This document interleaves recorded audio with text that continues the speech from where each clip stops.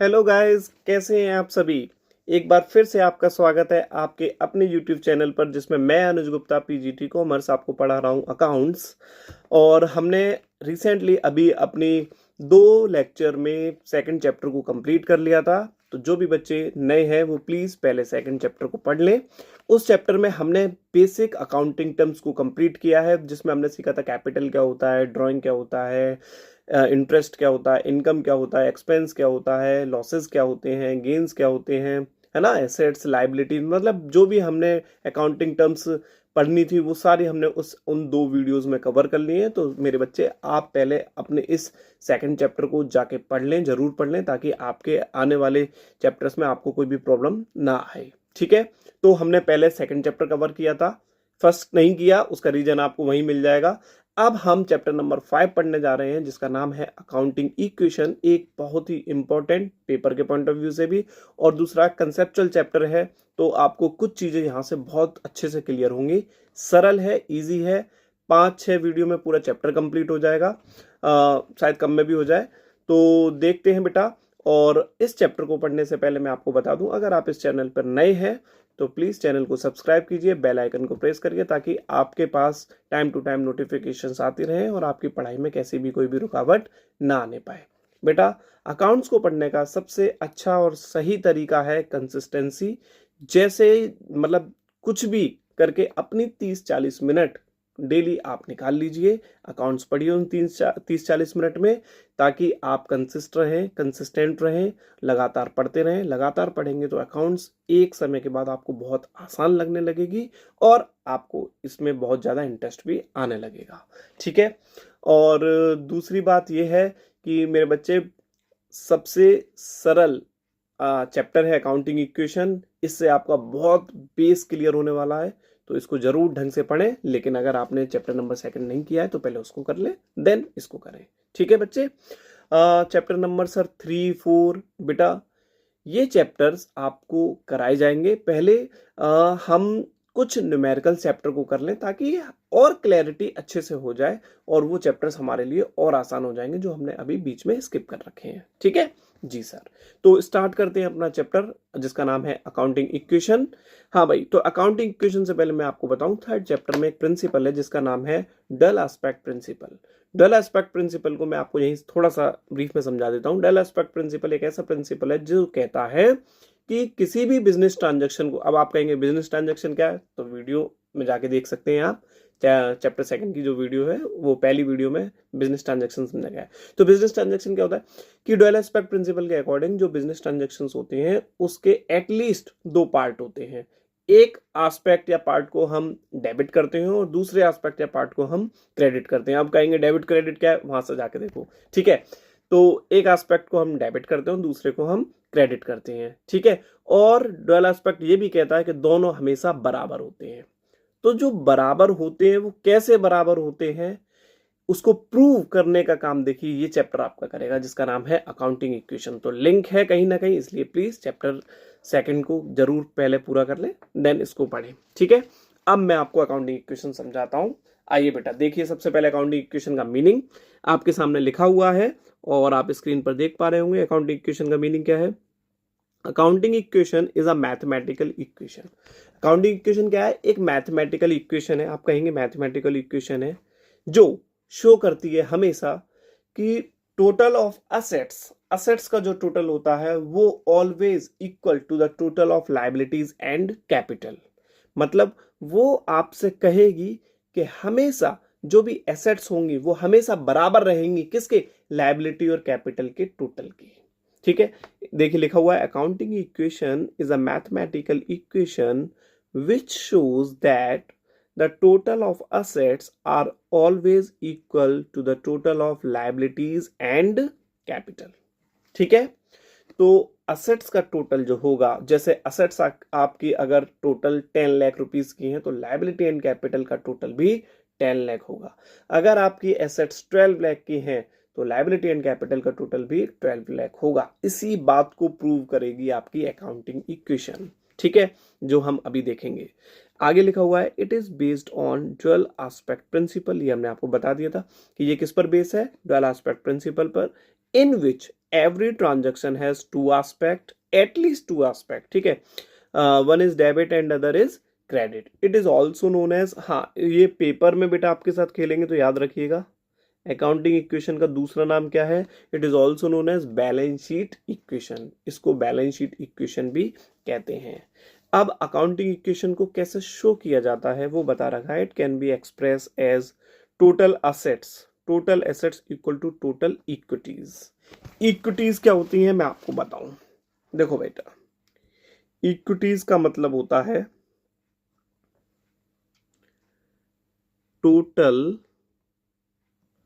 Equities, समझ लें पहले आप, टोटल इक्विटीज को टोटल क्लेम्स भी कहते हैं, ठीक है, और टोटल इक्विटीज या टोटल क्लेम्स दो टाइप के होते हैं, ठीक, टोटल इक्विटीज कितने टाइप के होते हैं, दो टाइप के। पहला टाइप होता है इंटरनल इक्विटी, क्या होता है बोलो, इंटरनल इक्विटीज, ठीक है, और दूसरा टाइप होता है एक्सटर्नल इक्विटीज, ठीक है, एक्सटर्नल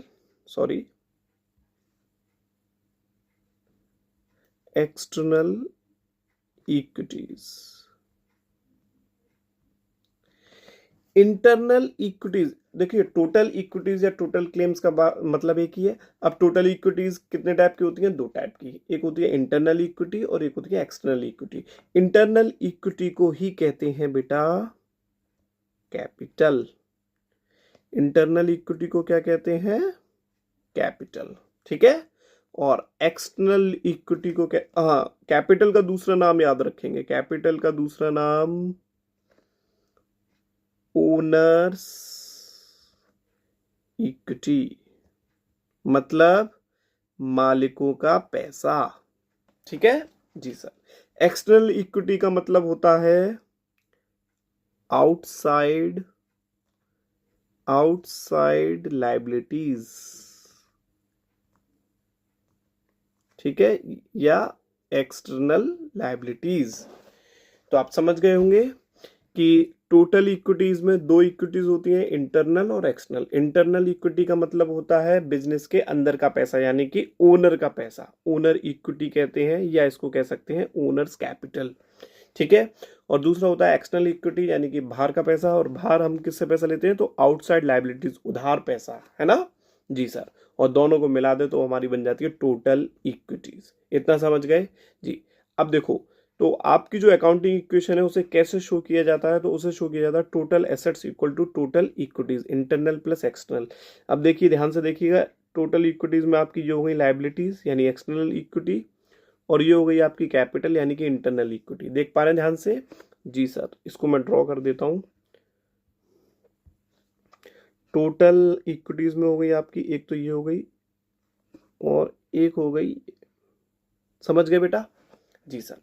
तो आपका दूसरा इक्वेशन, यानी कि इसी को हम और किस तरीके से रिप्रेजेंट कर सकते हैं, और लगा के बताया गया है, एसेट्स इक्वल टू हो सकता है लायबिलिटीज प्लस कैपिटल, क्योंकि लायबिलिटी प्लस कैपिटल का टोटल हमेशा किसके बराबर होता है, एसेट्स के बराबर। और इसे कैसे रिप्रेजेंट कर सकते हैं, तो liabilities equal to assets minus capital. हाँ भाई, आप कर सकते हैं ना इसको, तो देखिए लायबिलिटीज इक्वल टू एसेट्स, यही रहने दो, कैपिटल इधर ले जाओगे तो माइनस का हो जाएगा, यानी कि एसेट्स माइनस कैपिटल। और इसको कैसे रिप्रेजेंट कर सकते हैं, तो capital equal to assets minus liabilities. इसको आप जरूर एक बार ध्यान से देख लीजिए, हालांकि ये एक फॉर्मूला याद कर लीजिए ये वाला, बाकी सब इन्हीं से बन रहे हैं आपस में, समझ गए। Assets equal to liability plus capital, और फिर उसको इधर उधर मतलब इनके मोहल्ले चेंज करते रहो, अपने आप फॉर्मूला बन जाएगा, है ना। यही आपकी अकाउंटिंग इक्वेशन है, समझ गए। और बेटा मैं आपको बता दूं कि इस पे एक एमसीक्यू जरूर आ जाता है, पेपर में पूछ लिया जाता है, इनमें से कौन सा इनकरेक्ट है या कौन सा करेक्ट है। चार ऑप्शन देंगे, तीन इक्वेशन करेक्ट होंगी और चौथी जो होगी वो इनकरेक्ट होगी, पूछ लेंगे कौन सी इनकरेक्ट है, या तीन इनकरेक्ट होंगी एक करेक्ट होगी तो पूछ लेंगे कौन सी करेक्ट है, ठीक है। तो इसको ध्यान से देख लीजिएगा। तो ये तो था आपका अकाउंटिंग इक्वेशन का मीनिंग, समझ गए होंगे क्या होता है। हाँ सर, बहुत सिंपल है, accounting equation is a mathematical equation जो शो करेगी, which shows that the total of assets are always equal to the total of liabilities and capital. इतना समझ गए? जी सर। अब इस चैप्टर में आगे जो हमको पढ़ना है उसके लिए हमको कुछ बातें मैंने आपके लिए यहाँ पर प्रिपेयर की हैं, वो बातें हमको जरूर याद रखनी है, ठीक है?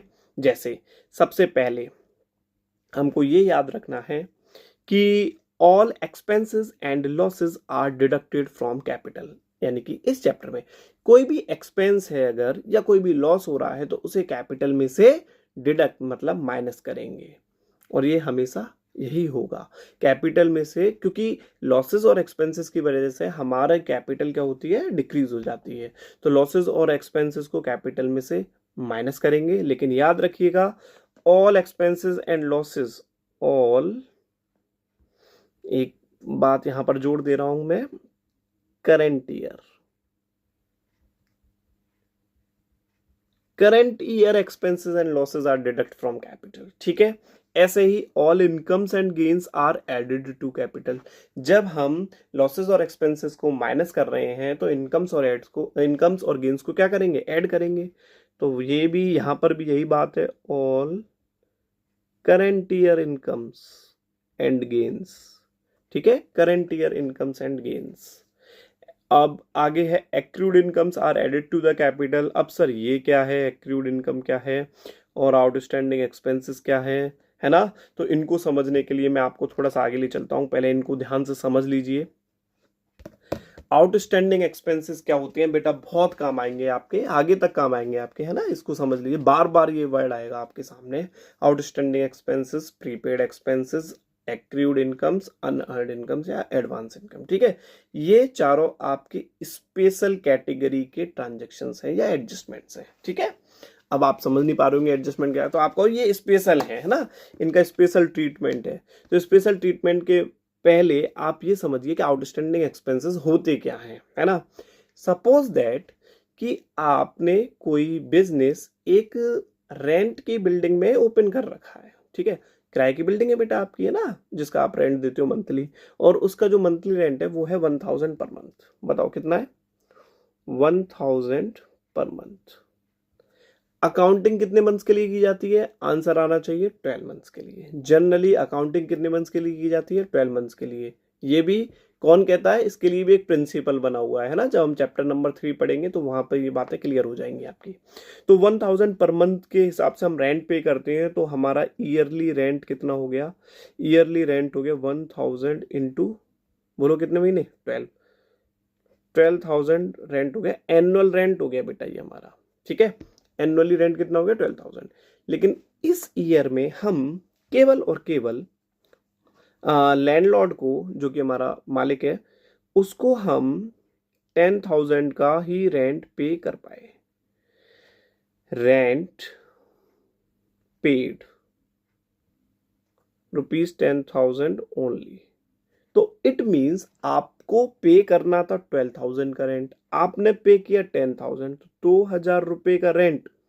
ये करंट ईयर से रिलेटेड है ना, आपको इसी ईयर में पे करना था, लेकिन पे होने से अभी रह गया है ना? तो ऐसे एक्सपेंसेस जो करंट ईयर से रिलेटेड होते हैं लेकिन फिर भी किसी भी रीजन से पे नहीं कर पाते, उन्हें ही बोलते हैं आउटस्टैंडिंग एक्सपेंसेस। देखो लिखा है बच्चे, expenses which have been due, जो ड्यू हो चुके हैं, यानी कि जो हमें पे करने थे, but not paid in the current year, लेकिन करेंट ईयर में पे नहीं किए गए, इन्हें ही कहते हैं हम आउटस्टैंडिंग एक्सपेंसेस या एक्सपेंसेस ड्यू। अब मुझे आप लोग बताइए कि जो एक्सपेंसेस हमने करेंट ईयर में पे नहीं किए, यानी इस साल पे नहीं किए, तो हमें अगली साल पे करने पड़ेंगे या नहीं? हाँ सर, करने तो पड़ेंगे। तो जो पैसा हमें इन फ्यूचर पे करना पड़ता है, वीडियो नंबर फर्स्ट और सेकंड में क्या बताया था, बताओ जल्दी से, फर्स्ट में ही बताया था, बताओ क्या बताया था, लायबिलिटी। जो पैसा हमें फ्यूचर में पे करना पड़ेगा उसे हम क्या बोलते हैं, लायबिलिटी बोलते हैं। तो आउटस्टैंडिंग एक्सपेंसेस क्या है आपका, लायबिलिटी होता है। बच्चे समझ गए? जी सर। अब हम नेक्स्ट पे आते हैं, एक हमारा है प्रीपेड एक्सपेंस। प्रीपेड एक्सपेंस क्या होता है भाई, हमारा यही एग्जाम्पल लेके चलते हैं। हमको रेंट पे करना था बिल्डिंग का 1000 पर मंथ, पूरे ईयर में कितना रेंट पे करना था, 12,000। पैसा बहुत है सर, है ना? तो हमने क्या किया, उस 12,000 की रेंट की जगह हमने कितना रेंट पे कर दिया, हमने पे कर दिया 14,000। अरे सर हमें तो केवल 12,000 का रेंट पे करना था, तो हमने 14,000 का रेंट पे कर दिया, यानी कि हमने कहीं ना कहीं रेंट को एडवांस में पे कर दिया, है ना। हाँ, 1,000 पर मंथ के हिसाब से अगर हम देखें तो हमने 2 मंथ्स का रेंट एडवांस में पे कर दिया, 2,000 रुपये एडवांस में पे कर दिए, है ना। तो जो पैसा, जो एक्सपेंसेस करंट ईयर से रिलेटेड नहीं होते लेकिन फिर भी करंट ईयर में एडवांस में पे कर दिए जाते हैं, उनको क्या बोलते हैं? उनको बोलते हैं प्रीपेड एक्सपेंस। क्या बोलते हैं बताओ? उनको बोलते हैं प्रीपेड एक्सपेंस। और इनका दूसरा नाम है, दूसरा नाम जरूर याद रखेंगे, अनएक्सपायर्ड एक्सपेंसेस। ठीक है, क्या कह रहा है देखो बेटा, लिखा हुआ है यहां पर expenses which have been paid in advance, expenses जो एडवांस में पे कर दिए गए हैं, but not related to the current year, लेकिन जो करंट ईयर से रिलेटेड नहीं है, मतलब जो एक्सपेंसेस करंट ईयर से रिलेटेड नहीं है फिर भी हमने एडवांस में पे कर दिए, उन्हें क्या बोलेंगे? Prepaid expense. बच्चे समझ गए जी?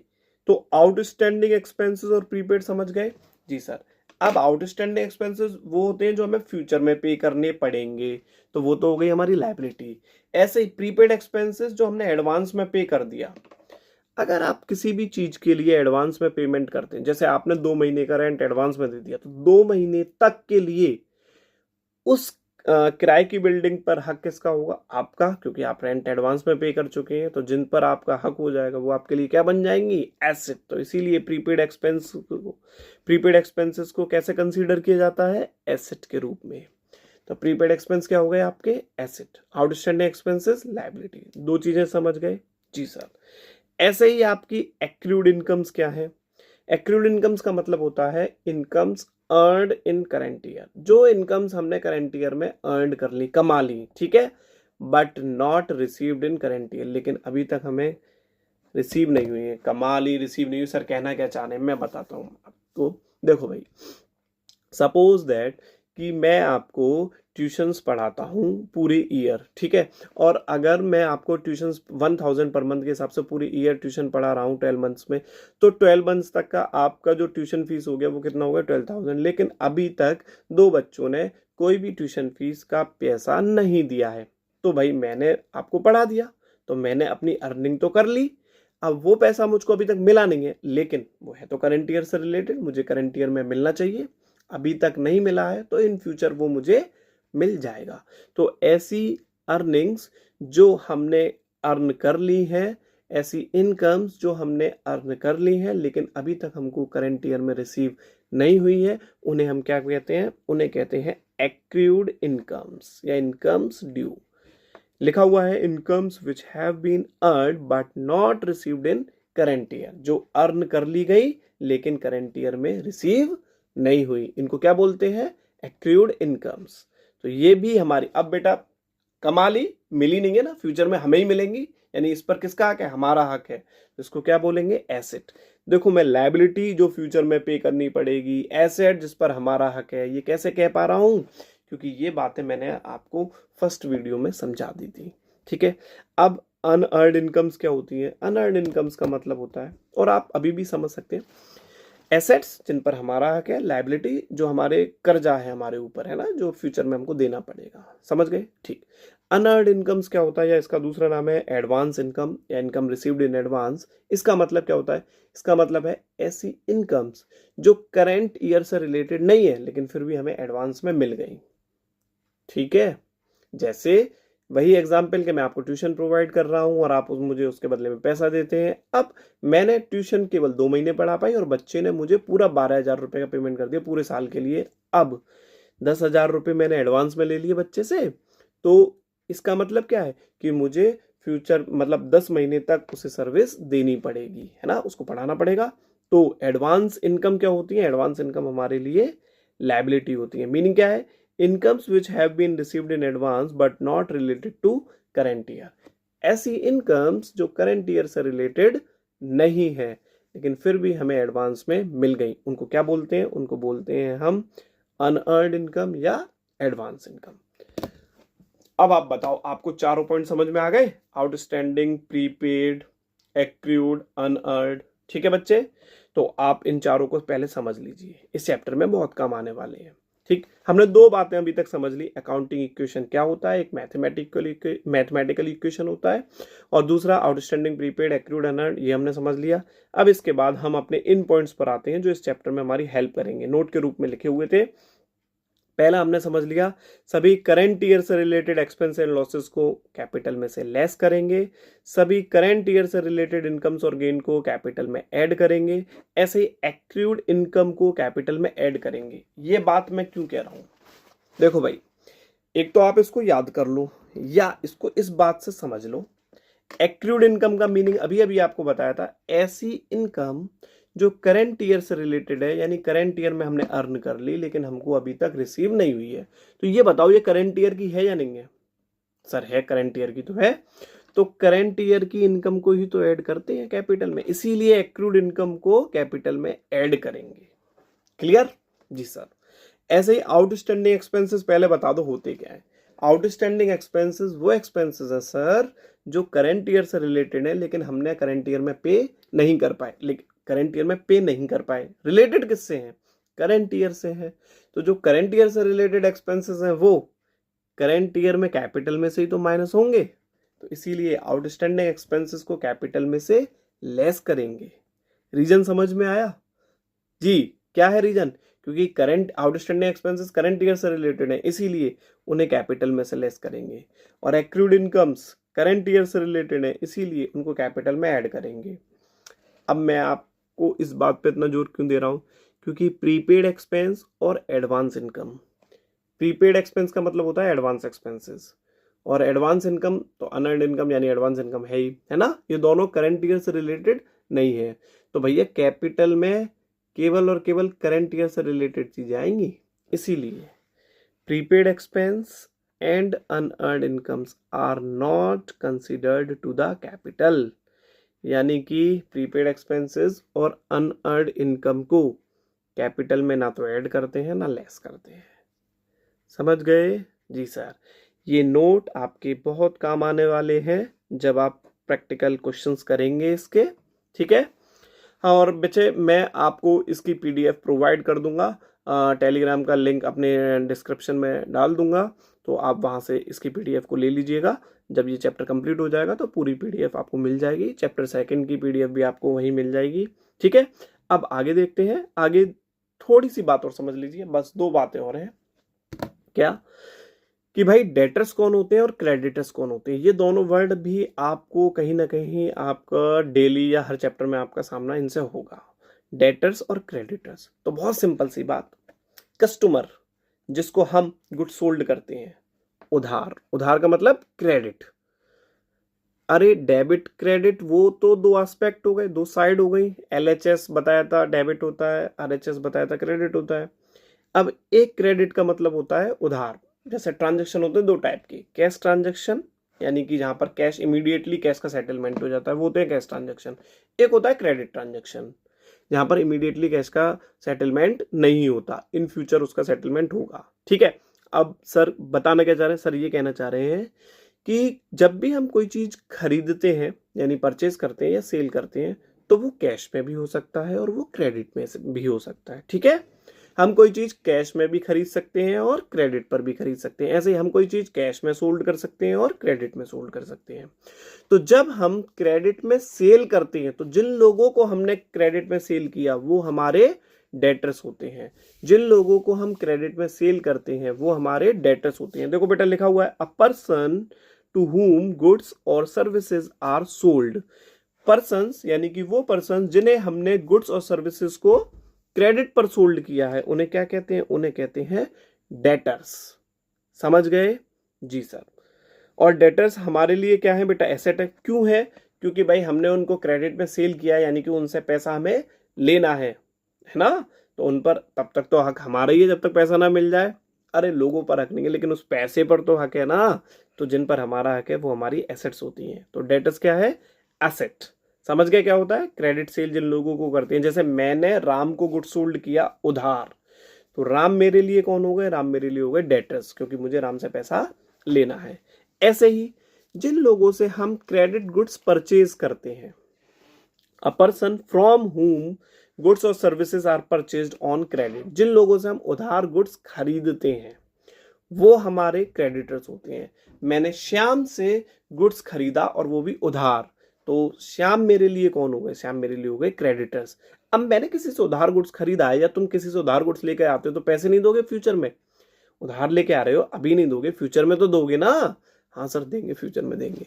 तो भैया जब फ्यूचर में जो चीज देनी पड़ेगी वो क्या है? एसेट्स है, लाइबिलिटी है? सर लाइबिलिटी है। समझ गए? तो डेटर एसेट्स और लाइबिलिटीज, क्रेडिटर्स लाइबिलिटीज। समझ गए बेटा? फॉर्मूले ये आपको आगे काम आएंगे, है ना? तो अब जल्दी से बता दो मुझको, आप इतनी बातें समझ गए होंगे ना? अब इस चैप्टर को करने के लिए हमको क्या क्या करना है, हमने थ्योरी समझ ली है इस चैप्टर की, ठीक है। अब हम थोड़े से एग्जाम्पल समझते हैं।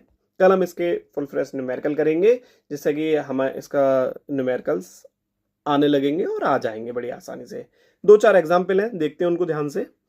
एग्जाम्पल में आप बेटा देखिए ध्यान से, इस चैप्टर को समझने के लिए पहले हमको क्या करना है, हमको ना डुअल एस्पेक्ट प्रिंसिपल लगाना है। कैसे? देखो, स्टार्टेड बिजनेस विद कैश ₹1,00,000। अब आपको बताया गया था ये तो एक ट्रांजैक्शन है ना, ये एक फाइनेंशियल ट्रांजैक्शन है, बिजनेस स्टार्ट किया कैश से। फाइनेंशियल ट्रांजैक्शन का मतलब है जिसका इंपैक्ट आपके बिजनेस पर पड़े, डायरेक्ट फॉर्म में, इनडायरेक्ट फॉर्म में, वो फाइनेंशियल ट्रांजैक्शन होगा, ठीक है, मॉनेटरी टर्म्स में होना चाहिए। तो स्टार्टेड बिजनेस विद कैश, हमने बिजनेस स्टार्ट किया कैश में ₹1,00,000 से। क्लियर? अब इसमें बताओ दो एस्पेक्ट कौन कौन से हैं? देखो, एक तो तुम्हें ऐसे ही दिख रहा होगा, बताओ जल्दी से बताओ। हाँ सर, एक तो दिख रहा है, एक तो है हमारा कैश, है कैश। और आपको बताया गया था कि जब भी कोई बिजनेस स्टार्ट किया जाता है, स्टार्ट करते टाइम जो भी उसमें इन्वेस्ट किया जाता है, चाहे वो एसेट हो चाहे वो पैसा हो, वो सब क्या बन जाता है? वो सब बन जाता है कैपिटल। बोलो। हाँ सर, बताया तो था। तो जब हम बिजनेस स्टार्ट करेंगे कैश के साथ, तो उस कैश को क्या कहेंगे? उस कैश को कहेंगे सर कैपिटल, ठीक है। तो अब बताओ बेटा, 1,00,000 से जब हमने बिजनेस स्टार्ट किया तो वो 1,00,000 हमारे बिजनेस में आया? हाँ sir, according to business entity principle. ये भी चैप्टर नंबर 3 में आपको पढ़ने को मिलेगा। तो हम जो भी अकाउंटिंग करते हैं वो बिजनेस के पॉइंट ऑफ व्यू से करते हैं। तो जब ओनर ने अपना पैसा बिजनेस में इन्वेस्ट किया तो बिजनेस में पैसा आया या गया? हाँ सर, आया। बिजनेस में पैसा बढ़ा? हाँ सर, बढ़ा। तो आपका जो कैश है वो 1,00,000 से क्या होगा? बताओ, इंक्रीज होगा डिक्रीज होगा? हाँ सर, वो 1,00,000 से इंक्रीज होगा। समझ गए? जी सर। और वो 1,00,000 क्या बन जाएगा आपका? वो बन जाएगी कैपिटल। तो कैपिटल भी आपकी 1,00,000 से बढ़ गई। अब आप ध्यान से देखिए, एसेट, कैश क्या है आपका? कैश सर एसेट है। और कैपिटल क्या है आपकी? अभी अभी बताई थी, कैपिटल लायबिलिटी साइड है, आपकी इंटरनल लायबिलिटी है, ठीक है। आप अकाउंटिंग इक्वेशन क्या प्रूव करता है कि कोई भी ट्रांजैक्शन में जो एसेट्स और लायबिलिटीज का टोटल होता है वो हमेशा इक्वल रहता है। तो देखिए, कैश यानी कि एसेट्स का टोटल और लायबिलिटीज का टोटल। एसेट का टोटल आपका कितना आ रहा है? बताओ जल्दी से। एसेट का टोटल है सर 1,00,000 और लायबिलिटीज का टोटल कितना है? 1,00,000। समझ गए? जी सर। ऐसे ही एक और ट्रांजैक्शन देखते हैं ध्यान से, यही चीजें हमें अकाउंटिंग इक्वेशन में सीखनी है। चलो एक और बार देखते हैं। Commenced business with cash, commence का मतलब होता है बेटा स्टार्ट करना। स्टार्ट किया है बिजनेस विद कैश, कैश से 25,000 एंड फर्नीचर 7,500। चलो इसको 75,000 कर लेते हैं, 75,000, ठीक है। तो बिजनेस स्टार्ट किया है कैश 25,000 और फर्नीचर 75,000 से। जब हम बिजनेस स्टार्ट करेंगे और उसमें कैश लगाएंगे तो बताओ कैश आएगा, कैश आएगा बिजनेस में? हाँ सर। जब भी हम बिजनेस स्टार्ट करेंगे और जो भी उसमें इन्वेस्ट करेंगे वो सभी चीजें बिजनेस में आएंगी, और आएंगी तो हमारा कैश बढ़ेगा। हाँ, इंक्रीज होगा सर, ठीक है। और क्या बढ़ेगा? सर फर्नीचर इन्वेस्ट किया है बिजनेस में तो फर्नीचर भी बिजनेस में आएगा, और बिजनेस में आएगा तो हमारा फर्नीचर भी बढ़ेगा। हाँ सर, ये भी बढ़ेगा, प्लस हो रहा है बेटा, ये है ना, फर्नीचर भी प्लस हो रहा है और कैश भी प्लस हो रहा है। और अब बताओ, जो भी पैसा या जो भी एसेट हम बिजनेस में इन्वेस्ट करते हैं स्टार्टिंग टाइम पर, तो वो क्या बन जाता है? सर वो बन जाता है कैपिटल। क्या बन जाता है? वो बन जाता है कैपिटल। अब कैपिटल कितनी बन गई? तो कैपिटल तो आपकी कितनी होगी? जल्दी से बोलो। क्योंकि 25,000 कैश लगाया और 75,000 का फर्नीचर लगाया, तो दोनों मिलकर कितना बिजनेस में कैपिटल लगाया सर? 1 लाख लगाया। तो कैपिटल कितने से इंक्रीज हो गई? 1 लाख से। अब देखिए ध्यान से, ये दोनों आपकी क्या है सर? ये दोनों तो हमारी एसेट्स है ना? और assets are always equal to the liability and capital, और कैपिटल आपकी क्या होती है? इंटरनल लायबिलिटी होती है। तो इसका टोटल भी कितना आ रहा है? 1 लाख। और एसेट का टोटल भी कितना आ रहा है? 1 लाख। तो बताओ जल्दी से, अकाउंटिंग इक्वेशन प्रूव कर रही है total assets are always equal to the total of liability and capital. समझ गए जी? लो भैया एक और ट्रांजेक्शन आपके लिए, बॉट गुड्स कॉस्टिंग 10,000। ध्यान से देखिएगा, याद रखिएगा जब भी आप कोई चीज खरीदेंगे तब वहां पर चेक कर लें कि वो कैश में है या वो क्रेडिट में है। कैश और क्रेडिट का मतलब आपको क्या बताया गया था कि आपने इमीडिएट उसका कैश सेटलमेंट कर दिया या अभी उधार रखा है उस चीज को। ठीक है, तो यहां पर लिखा है बॉट गुड्स। इस चैप्टर में गुड्स को स्टॉक बोलते हैं, हालांकि हम समझ के आए थे ये बात। गुड्स एक तरीके से हमारा स्टॉक होता है जो at the end of the या at the beginning of the year बचा हुआ होता है हमारे पास। तो गुड्स हमने परचेज किया है 10,000 का। तो भाई इस चैप्टर में गुड्स को क्या बोलते हैं? इस चैप्टर में गुड्स को बोलते हैं स्टॉक। और स्टॉक आपका क्या होता है? स्टॉक होता है बेटा एसेट। ठीक है, स्टॉक क्या होता है? स्टॉक एसेट होता है। और इधर आपकी लायबिलिटी एंड कैपिटल होती है। ठीक है, और इनका टोटल होता है इक्वल। आप कैसे देखते हैं? तो स्टॉक तो हो गया आपका 10,000 रुपए का जब आपने स्टॉक खरीदा। अब ये बताओ ये खरीदा किस में है? बॉट गुड्स कॉस्टिंग ₹10,000 इतना लिखा हुआ है, कैश में लिया है या क्रेडिट पर लिया है? जब तक आपको कोई भी इंफॉर्मेशन ना दे रखी हो, कोई भी इंफॉर्मेशन का मतलब है किसी पार्टी का नाम ना दे रखा हो, तो ट्रांजेक्शन हमेशा कैश में माना जाता है। तो यानी कि ये गुड्स हमने कैश में खरीदा होगा। ठीक है, तो कैश क्या होता है आपका? बताओ जल्दी से, कैश क्या होता है? सर एसेट होता है। तो देखिए इसमें भी आपको दो एस्पेक्ट मिले। एक तो मिला गुड्स, गुड्स को क्या बोलते हैं? गुड्स को बोलते हैं स्टॉक। ठीक है, और दूसरा जो छुपा हुआ था वो क्या था? कैश। कैश कितना है आपका? कैश क्या है आपका? कैश भी आपकी क्या है? एसेट। तो आपने दोनों को कहां लिख दिया? एसेट साइड में लिख दिया। ठीक है, अब इसका फर्क क्या पड़ेगा? देखिए 10,000 से जब आप गुड्स परचेज करेंगे तो आपका स्टॉक क्या होगा? बोलो जल्दी से बोलो, इंक्रीज होगा या डिक्रीज होगा? जब आप गुड्स परचेज करोगे तो गुड्स आएगा ना, और गुड्स आएगा तो हमारा स्टॉक क्या होगा? इंक्रीज होगा, इसलिए प्लस हो गया। ठीक है, लेकिन वो ही गुड्स हमने कैश में खरीदा तो कैश तो जाएगा ना, कैश तो कम होगा, और कैश कम होगा तो कैश माइनस होगा। अब इस ट्रांजैक्शन का हमारा लायबिलिटी कैपिटल पर कोई फर्क नहीं पड़ा, है ना? अब आप ध्यान से देखिए, क्या हमारी एसेट्स और लायबिलिटी का टोटल मैच हो पा रहा है? कैसे? क्योंकि आपकी एसेट्स में 10,000 प्लस में है और 10,000 ही माइनस में है। तो 10,000 प्लस माइनस 10,000 इक्वल टू 0, और आपकी लायबिलिटी भी निल है। लायबिलिटी प्लस कैपिटल में भी कोई ट्रांजेक्शन नहीं हुआ है, तो वो भी निल है। तो आप समझ गए अकाउंटिंग इक्वेशन प्रूव कर रही है हर बार जी। अब ऐसे ही यहाँ पर एक और ट्रांजेक्शन है, purchased goods 12,000 from Reena for cash. बताओ भाई बताओ, अब आपने परचेज गुड्स किया है तो गुड्स को क्या बोलेंगे? गुड्स को बोलेंगे स्टॉक। और रीना से परचेज किया है फॉर कैश। हाँ, मैं आपको बता दूं कि अगर कोई इंफॉर्मेशन नहीं दी है, किसी भी पार्टी का नाम नहीं दिया है, तो ट्रांजैक्शन हमेशा कैश होगा। और अगर ट्रांजैक्शन में कैश वर्ड लगा हुआ है पहले से, तो भी ट्रांजैक्शन कैश होगा, है ना? क्योंकि हमने रीना से गुड्स खरीदा कैश में, है ना? तो यानी कि कैश दिया रीना को, मतलब कैश दे दिया रीना को और तुरंत उससे गुड्स ले लिया, इमीडिएट सेटलमेंट हो गया। तो ये कैश ट्रांजैक्शन है या क्रेडिट ट्रांजैक्शन है? सर ये तो कैश ट्रांजैक्शन है क्योंकि कैश दिया हुआ है। ठीक है जी। तो एक तो आपका स्टॉक हो गया, ये एक एस्पेक्ट हो गया। दूसरा क्या हो गया? दूसरा आपका कैश हो गया, और स्टॉक आपका एसेट है, और कैश क्या है आपका? वो भी एसेट्स है। ठीक है, इधर आती है आपकी लायबिलिटी, और लायबिलिटी प्लस कैपिटल, इधर आता है आपका असेट्स। ठीक है, चलो बताओ अब जब आप गुड्स परचेज करोगे तो स्टॉक, गुड्स को क्या बोलते हैं इस चैप्टर में, स्टॉक। तो स्टॉक आपका 12,000 से क्या होगा, इंक्रीज या डिक्रीज? भाई स्टॉक खरीदेंगे सर तो स्टॉक हमारा बढ़ेगा क्योंकि गुड्स हमारे पास आएगा, तो स्टॉक को कर दो इंक्रीज, ठीक है। और किससे खरीदा है सर, कैश से खरीदा है, तो कैश क्या होगा बताओ जल्दी से। सर कैश दे के आएगा ना अपन, तो कैश दे के आएगा तो कैश कम हो जाएगा हमारा, है ना। लाइबिलिटी पर कोई भी इम्पैक्ट पड़ रहा है क्या, नहीं सर लाइबिलिटी पर कोई इम्पैक्ट नहीं पड़ रहा है। बताओ बच्चे, बराबर 12,000 प्लस 12,000 माइनस तो जीरो, और ये तो पहले से ही जीरो, तो जीरो इक्वल टू जीरो, है ना। एसेट्स और लाइबिलिटी का टोटल मैच कर रहा है आपस में। अगला है आपका परचेज गुड्स 25,000 फ्रॉम टीना। फिर से आपने गुड्स खरीदा, लेकिन इस बार खरीदा है टीना से, पहले रीना अब टीना, अच्छा ठीक है।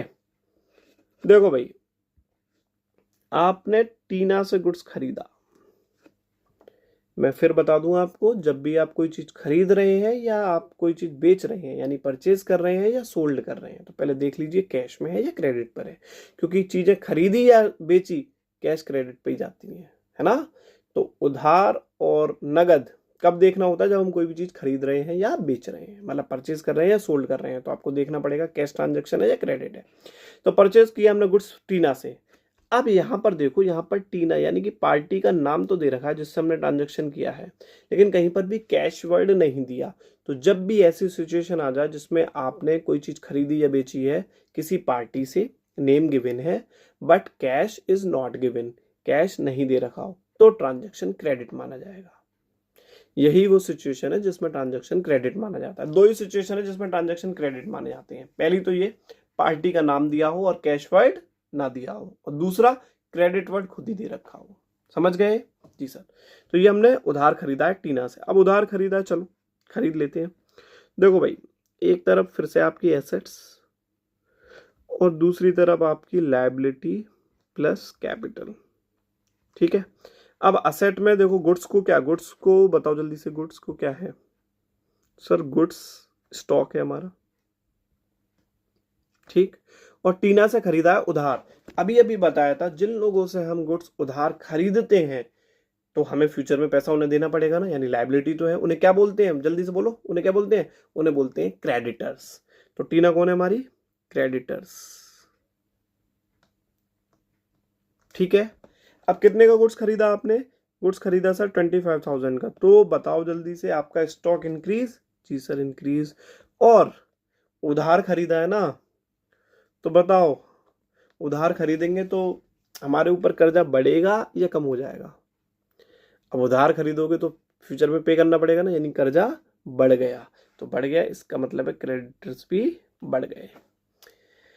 बताओ मेरे बच्चे, आपको चीजें समझ में आई। ये हमने कुछ बेसिक सी बातें की जिसमें हमने ये देखा कि अकाउंटिंग इक्वेशन वाकई में ये बात प्रूव करती है कि किसी भी ट्रांजैक्शन का एसेट्स और लायबिलिटीज प्लस कैपिटल के टोटल पर कोई भी इम्पैक्ट नहीं पड़ता, यानी कि उनका टोटल आपस में मैच रहता है, बैलेंस रहता है। इसीलिए तो इसका दूसरा नाम क्या है, बैलेंस शीट इक्वेशन, है ना। इसमें इनका बैलेंस मिसमैच नहीं होता है। समझ गए। तो इसी बात के साथ हम यहाँ पर इसको पॉज करते हैं, क्योंकि कल से हम इसके न्यूमेरिकल करेंगे। और आप प्लीज पहले इस वीडियो को पूरी तरीके से देख लीजिए, क्योंकि ये वीडियो आपको हेल्प करेगी उन न्यूमेरिकल्स को करने में। और अगर मेरे द्वारा आपको पढ़ाया हुआ अच्छा लग रहा हो, समझ में आ रहा हो, तो प्लीज वीडियो को लाइक करें और चैनल को सब्सक्राइब करें, अपने दोस्तों के साथ शेयर भी करें, ताकि थोड़ा सा मेरा भी मुझे भी मोटिवेशन मिलता रहे बेटा, है ना। तो प्लीज प्लीज प्लीज ऐसे ही पढ़ते रहिए, अच्छे से मुस्कुराते रहिए और खुश रहिए। तब तक के लिए बाय बाय।